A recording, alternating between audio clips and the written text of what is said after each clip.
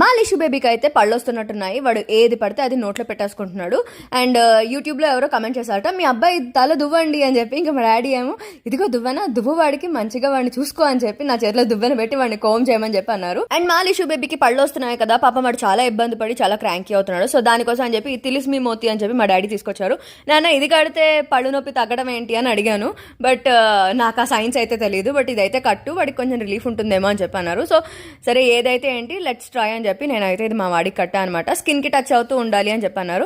ఇంకా మా వాడైతే యాజ్ యూజువల్గా వాడికి కనిపించినవన్నీ నోట్లో పెట్టుకున్నాడు. ఇంకా మా మమ్మీనైతే టేబుల్ కిందకి వెళ్ళి అటు ఇటు తిరిగి మా అమ్మని కూడా టేబుల్ కింద అయితే తిప్పేశాడు. ఇంకా నాకు వీక్గా ఉందని చెప్పి మా అమ్మ కొబ్బరి నీళ్ళు ఇస్తే వాడికి కూడా కొబ్బరి నీళ్ళు ఇచ్చింది.